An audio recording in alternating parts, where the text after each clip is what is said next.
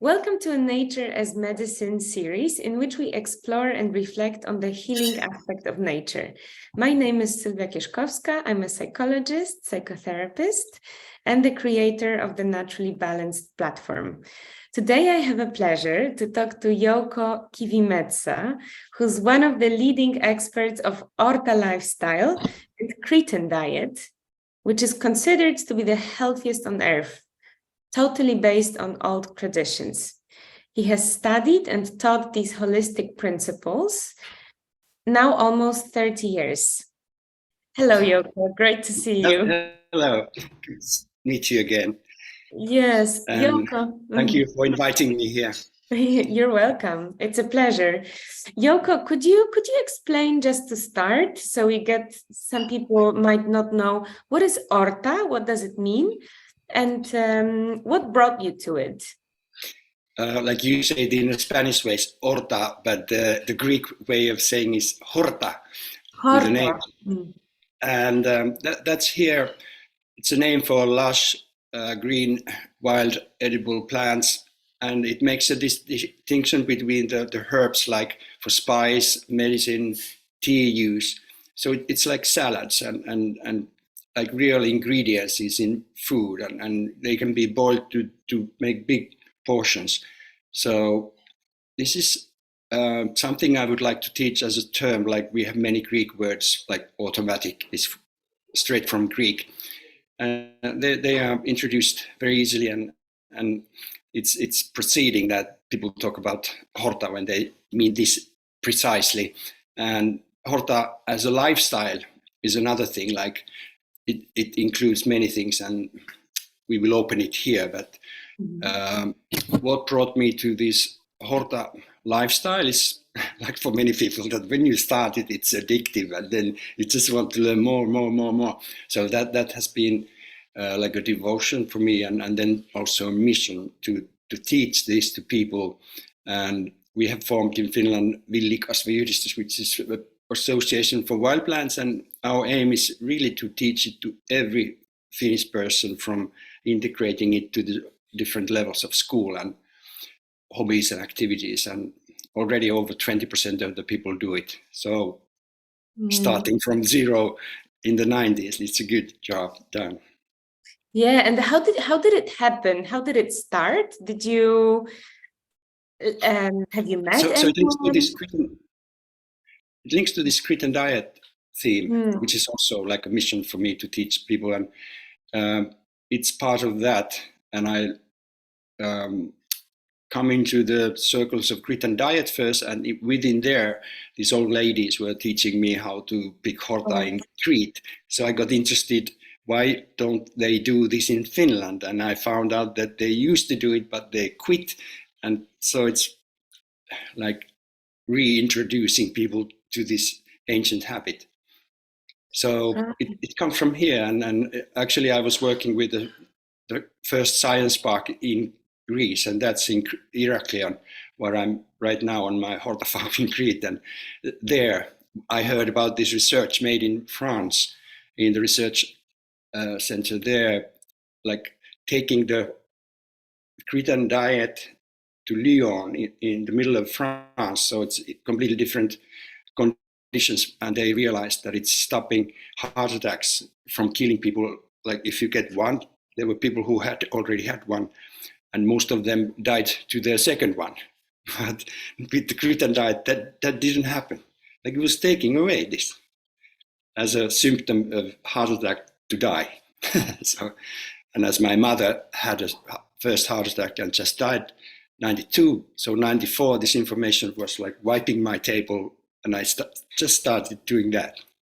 It's considered now to be the healthiest in the world, right? And very delicious. This is a good thing. So could you share a little bit, how does it support overall health and wellness, in which ways? Yes, because the easiest way to say it is how we teach it, that it goes completely according to the principles of functional medicine. And if people are aware of these, like the root foundational elements like how to do stress management and how to keep your digestion in order, sleeping, exercise, fitness, nutritional values of real food, that it's free-ranged chickens and cows making the milk. So all this is in the traditional way of Cretan diet and lifestyle. So it's more than just a diet, it's a lifestyle with food, how you grow it and how you pick it and how you value it when you cook it and so on. So it's really a like holistic thing. And then it has all these rainbow colors in veggies and sulfur veggies and cabbage families, beans, nuts, lentils, good fats from olive oil and animals and bone broth, eating the whole animal and these type of things. So it's really like functional medicine is based on the ancient traditions and they are proven scientifically to work. And most of the like autoimmune diseases are just getting away. Like it helps anything if you make a new foundation for your health. And it's working for me. Like I'm 68 and this millennium I've had no medicine, so I don't even use reading classes. So it's like having all your energies and eagerness and it's really something I could recommend to get into because it's something practical and you can take it to another country. This is one of the aspects. So the lifestyle is really important, right? So not only the food, but also the way you pick the food, the way you eat, the way you relate to food. Yes, and it's a respect of nature all the time, like in living according to seasons, that people are not eating something the whole year, because if you miss something like part of like one group of veggies and you eat the same food all year round, you are going to have a void of something. But if it changes according to what's in season, and this can be also like in the north, there are different things growing and seasons, but the ancient way of living in the north is also supporting this, and it's like Baltic Sea diet, which is similar, but it's not researched as Cretan diet. So I'm talking about general natural way of living with nature in harmony, and also mentally it helps so much. We will go into that also here. Yes. But, so one of the basic principles is that, and I think it differs from the food cultures today, that they value really natural, close produced. Basically, it's in their garden or fields or in the nearby nature. And the harvesting time from picking to plate it's like within 1 hour normally. This is like, how luxury is that? Right. They come from this own garden, many ingredients, and there's versatility of plants, and so there's biodiversity there also, and lots of butterflies and everything. But also they have still this tradition of having a butcher in the village, so it's not from big. There are no factories. Like they're just from like 20 years ago. There were the first meat processing industrial places on the whole island, like just recently, and there are only a few. So it's done village by village, and people have their chickens going around. Even like we have groups in hotels. They come to see us, like peeking from the door to the breakfast place. And they go all over the place, and the egg yolks are so like orange. And so, and besides Horta, they pick, like, here's Easter now, the Monday of Easter, and they were stopping the fasting period, which is like now they eat lamb, which has been eating Horta all this springtime, but they in the fasting period they pick snails. And in the winter also mushrooms and fruit, like herbs for tea also, and then some fruits are in season in the springtime, and almonds later, and berries, veggies. Even they are wild, like artichokes and garlic and leek and grapes. They grow wild. And the big foundation of the diet is olive oil. Like there was research that in the 80s, like one person per capita, they were using 0.8 deciliters per day per person, even like smaller, someone even using more. And it's like my consumption's maybe half a deciliter per day. So, and if you add some fish or meat fats to it, it's excellent. So it has so many good things. And this is the place where olive oil is from. It's subtropical climate here, so it fits perfectly there. And if they make bread, it's not in a big roll, and they make it from whole grains. Like they grind the barley that morning when they bake, and they bake it in a fire oven, and they make it for 1 month, like in a rusk. They have put it in slices and make another frying to make it dry, and then it lasts. So there's no waste on bread. It's perfect whole grain bread that you just take from the basket and dip it into the water 10 seconds, and then olive oil on it, and crushed tomatoes, and some fresh cheese and some oregano. So everything is like local, but also there's no food waste, right? Yes.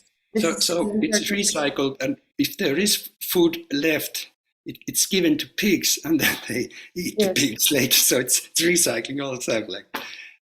And I think the Cretan pigs, they eat much better than average Finns do. Like their diet is much better. That's possible. And the meat is excellent.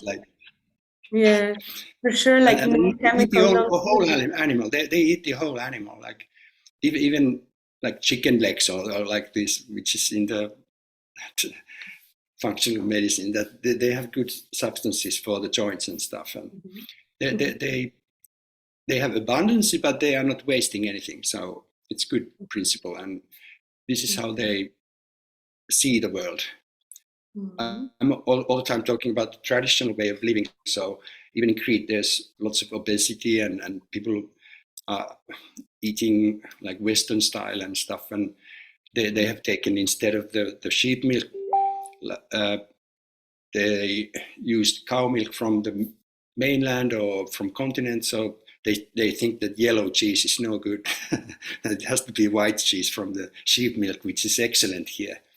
And they make their own wine, and they even distill their raki and the vinegar, and they have their own oil from somebody in the family. And so even these things that you normally have to go to the shop, they have from their own sources, and they do it in an old way. So the olive oil is excellent here in Crete.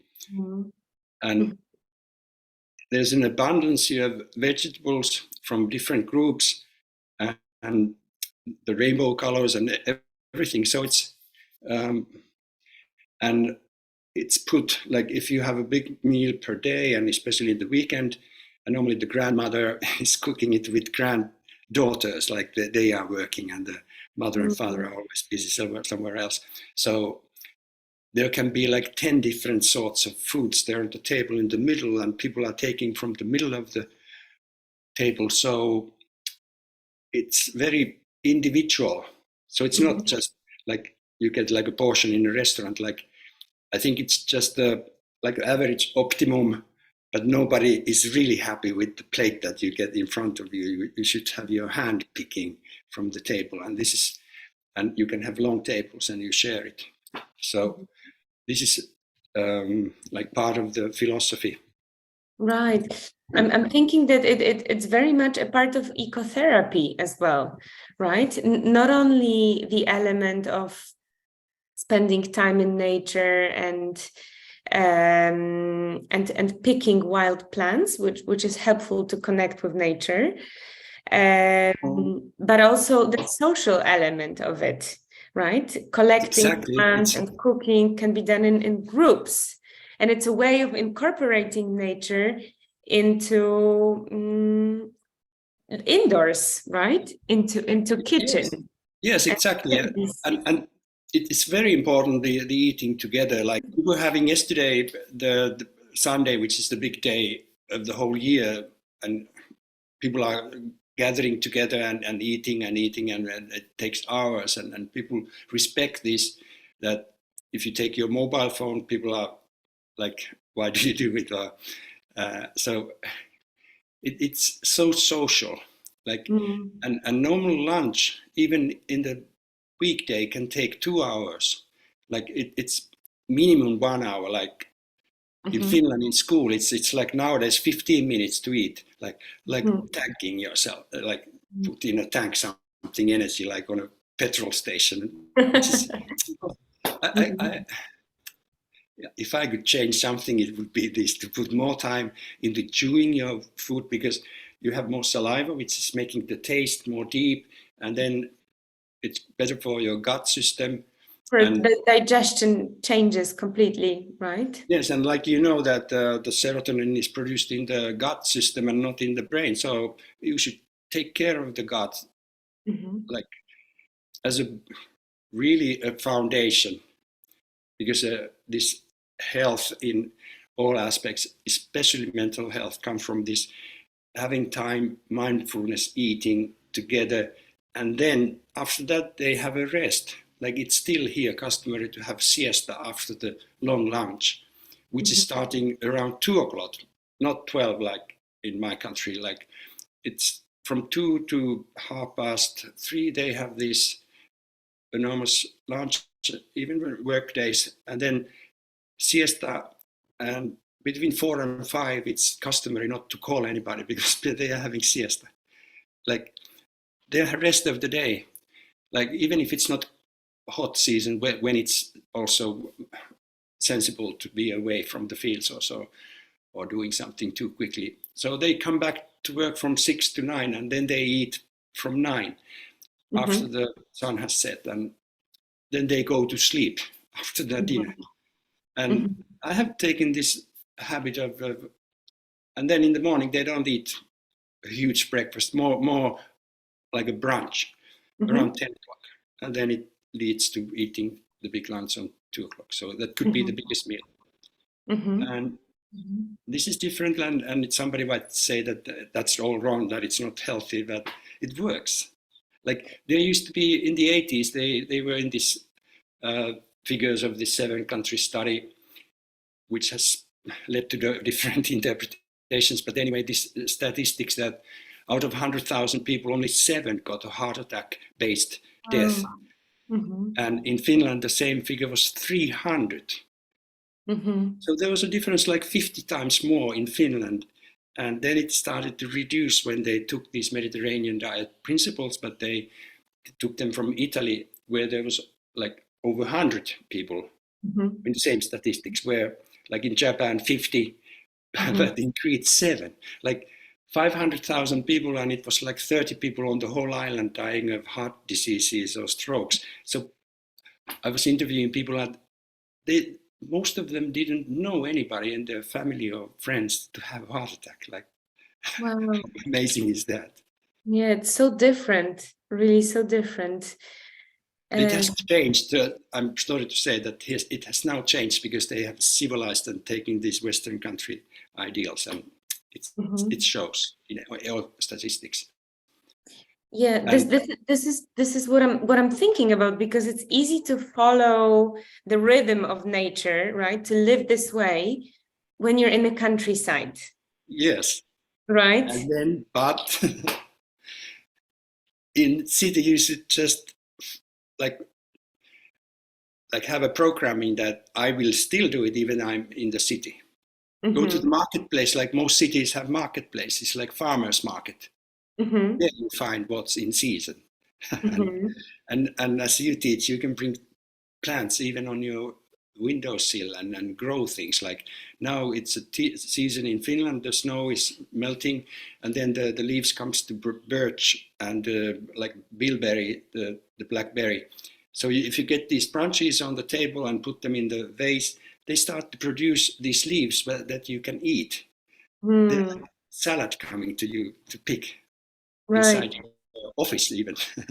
Right. Yeah. So this way of eating really relates to the issues of environmental impact, right? Yes.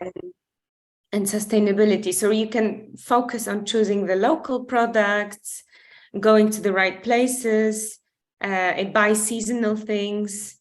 What else can you do in the cities within that lifestyle? One of the elements is really interesting, which has to do with energy. Like Cretans see food as energy. Like it's so natural for them. Like the old ladies, they don't do if they squeeze you fresh orange juice, which is so lovely here. They have like huge containers of vitamin C in these oranges that have different sorts and 3 seasons altogether. They squeeze it when the guest has arrived, because you're supposed to drink it in 5 minutes. Like they say, why are you not drinking it if you let it stay on the table? Because they see it as dying unless you consume it straight away. The same with cutting tomatoes or cucumbers. They should have a bath of oil quickly and in a deep bowl. They don't even share it on their own plate, that they eat it with their fork, getting the slices from there, because it doesn't lose the energy if it's in the bowl all the time with olive oil. Right. Like in Finland, in 5-star hotels, they have morning cuttings of cucumber and tomato, and they are there for hours under light. Yes. Like they're dead. Even before they come to the kitchen, they are mostly dead, because like a salad loses half of the nutrients in 3 days after the harvest. Like, and 3 days is a good way of if you get it from the shop. But the farmer's market, it could be that morning they took it. If you don't have a garden. So to learn these type of tricks, and also this like a proper old lady in the countryside will not use a cutting board, because it's too cruel for the little tomato. They are talking to the tomato, and they slice it in their hand, and onions they slice in their hand, and they give hand energy. Like they even have, like if they make a dough, they have this from the church, blessed water to sprinkle on it, and they make a cross on it, and they give some healing to the dough, and it comes up. The same with omelette. Like, whoa, I've been making 5-centimeter omelettes with this, like giving Reiki to the omelette. These ideas, which is so nice. And then it's amazing. One should cook with fire. Like this is like, who doesn't cook with fire is a true Cretan saying. Like, even if you go to Athens, I was in a very fancy apartment with a ceramic stove, and they were doing coffee for me on a camping fire, like the little ones. They were boiling the water with that, because it's like rudeness to do it with electricity, the coffee water. Yes. So this is the thinking, even in city, and like. So cooking, picking, cooking, everything is a holy process done daily. So there's lots of divinity in this food process. Like they used to have, like I can see from this window the Knossos Palace, which is the biggest palace from the Minoan time. They used to go through this farm to the Mount Yuktas, where they have Mother Earth temple. They were making the spring sacrifices there, which was just leaving food there and making these rituals, and to have a good season coming up. And so this divinity in food process, and to live with nature. So it was like a foundation for everything, and this everybody can and should revive as a human being.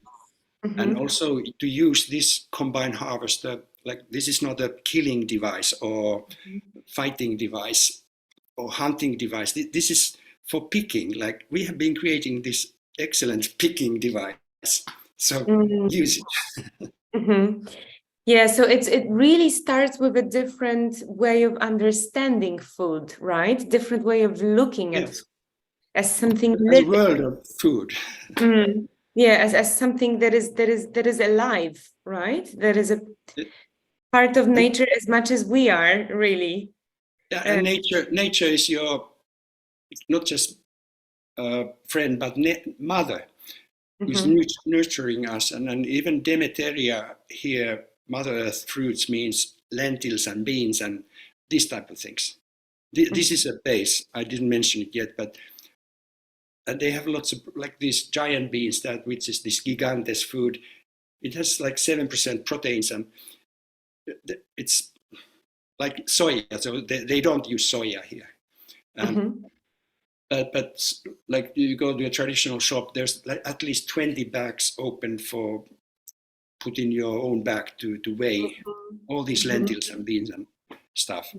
So they stay for years, and so it's also practical, this idea of these fruits of Mother Earth. If they called it that, it's like the attitude, and so it has, I think, many therapeutical aspects of it. Right, this is so important, so necessary for our bodies and the environment, right? This way of understanding, this way of living, the right attitude. Really, a lot of changes need to be introduced. And also for the environment, this is sustainable, and it's good impact to environment, how this goes, this small scale, not centralized huge growing or processing plants. It's done locally, the whole process. And in a field, there used to be lots of different plants and biodiversity and lots of living in the soil. Of course, they were not using any pesticides. Because if you have multitude of plants, like I have my own Horta farm, there's nothing needed, and the plants stay healthy because they are growing among each other. And also, there were no like these food remains. They were using composting and spreading there, and they had the donkeys and horses to have manure out of them. So the whole system was like off-grid closed system, even without any sewage that they have outside toilet, and even use that somehow. But and if they were cutting trees, like olive trees needs to be cut, they were using that as firewood, and give the leaves of the cuttings to the sheep in the autumn time when there was no greenness anymore. So everything was like going balanced, and they were not cutting forests. And olive tree and many fruit trees, they are evergreen. So there's this coal storage in the green, even though it's very dry and everything down on the soil is yellow, but the trees are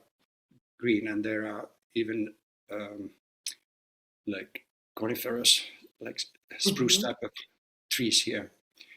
There's been many forest fires, and they are going low, but they're not cutting anything, like they let them just grow. So I think it's very sustainable way of living with your food and your life in general. So yeah, that's really ideal. It would be amazing, you know, just to apply some principles living in cities, right, and having a very different surrounding than this. I'm offering my way of living to other people to learn it, that I have a summer farm. I leave it just rest in the winter. I have no piping there, so in Finland the inside temperature may be -20, and the mice and the termites, they don't like to be there. So it's 120 years old in excellent condition wooden house. I just leave it rest under the snow. Then I come back in the spring, and 6 months I'm living there, like in a meditative state all the time, like right, having a long retreat. Hibernation phase.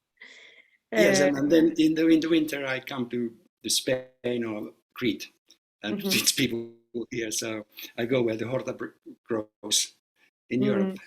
Really following the cycles of nature in this way, the rhythm of nature. And then working with distant technology, so it's combining the new things to old things, like my way of life. So we are here talking with Zoom and recording it. So this type of work can be done, and that's what we do for the web courses to teach people. So what other projects how do you share that wisdom with people? Is it through education or more experience? Yes, how it's people learn? For me, it has been from 2015 when I had two restaurants who were teaching, like, you could come in and eat the Cretan Diet philosophy way. And even in Helsinki, we cooked everything with fire, with gas flame, and people loved those restaurants, but it was too much work. You are married to a restaurant. So after that, I started to teach, and I'm a teacher as professional, so for vocational studies. And I started to teach these people to teach others. So I was a teacher of teachers to spread the thing, to have an army of people teaching these. And that has gone well in Finland. There are many people to do this. And now I'm moving to European places. And we have made 3 web courses with my team and in English. And they teach this lifestyle and from the functional medicine point of view. And they all introduce 10 best plants that are easy to recognize and common, and they have good taste and health qualities, and how to work about them and to do your own cooking systems, not exact recipes, and to know, like let's say 10 normal illnesses, symptoms on your skin, or sore throat and these type of things, or pain with your menstruation, or these type of things, how to treat them with these wild plants. And it just works so well. So this is our web course content, to learn the lifestyle and to understand why it is so addictive, and then it's only good you become, and you can do it in cities. Like we are telling you baby steps how to start. Like as you were saying, that you can even bring inside office and room in your city apartment these plants. So that is going to be the major tool connected with live web or live workshops in nature, with walk with plants and tastings like you experience. This we are going to do all over Europe, like next autumn in Austria, Hungary, hopefully Poland also, and then repeat in Spain and here in Crete. So, and in Finland we have been doing this a long time. And so people get this excitement from like hands-on feeling and tasting, and then they have this extensive web course, like 60 videos of different teachings there. And it's not so expensive because we just want to spread it. And I have this wonderful team which is committed to teach all Europeans to know about this. Because that changes the mindset. Because if you start, like after 2-hour walk, people normally say that, now I see where I normally go. I've come here years, but now I see it differently, because it's abundant treasure box of food. I don't want to even tramp on the food, like on the grass. Like, so they have this mindset change to take care of nature, because they respect it in a different way, and they see directly just the in a new way that nature is surrounding them with, and patiently offering something which you have ignored or poisoned, like a dandelion. And so it's a major mindset change. And to teach this to young children, that has, like these grandmothers teaching their grandchildren about nature, how to pick Horta, that has been cut. So we are even starting with kindergarten children to teach them this relation to nature with many like senses, like to feel the nature, to hear the nature, mindful techniques, and then smell and taste in a good guidance, and so that they know what they're doing, that they just start eating whatever. And you can see how excited I am about this concept, that we can change. Yes, it's really a change of paradigm, right? You start realizing so many resources, like so many powerful plants that are there. They just need to be respected and recognized and seen, right? Yes, and also I'm teaching restaurant people like how to work with these wild plants, really in a wide scale, and even in luncheons, and not just like Michelin star restaurants, which have been using them for a long time, but to spread it. And from there, people get this experience. Wow, what was in that lunch dish? Yes, I've been picking these dandelion leaves and nettles and stuff there. Wow, it was so tasty. So I'm teaching. Well, we had these restaurants for 13 years, and we learned about the taste, like what people like and what they don't like. So we go with taste first, health follows. Yeah. But then you suddenly don't really need supplements anymore because the plants are so much more powerful. Some you might still need, like in Finland, you have too little magnesium because of glacier in the soil, so you get the lack of that, and it's good to add. And I'm not against this using the nutrients, but you can reduce them, or you get something new that you would not even realize that you need it, because it's so versatile. You just get so much more and type of like Cretan Diet type of eating, and that it changes all the year round. There are so many people who eat exactly the same food, at least if they have 7 different, and every week is the same the whole year. Like, they have never even stopped to think about it. They just go routinely to the shop and take I know where these things are in the shelf, and it's easy shopping, or they order the same things, and they're not using creativity. So in this web course, we are like boosting their creativity, and with these principles like oops cooking, like that you don't do it with like precise recipes and measure things, but you just oops. That was a lot. Doesn't matter. Yes, yeah, not to be so fixed. This is so interesting. Thank you so much, Jouko, for all of it. That's a lot of insight. It's really inspiring. I hope people get inspired by that. Yes, and it's, thank God it's so addictive that if you take with small baby steps, you're gonna, so you just continue to learn more. I've seen this, and because it took a long time in the beginning, like I was working like 5 first years and nobody couldn't care less.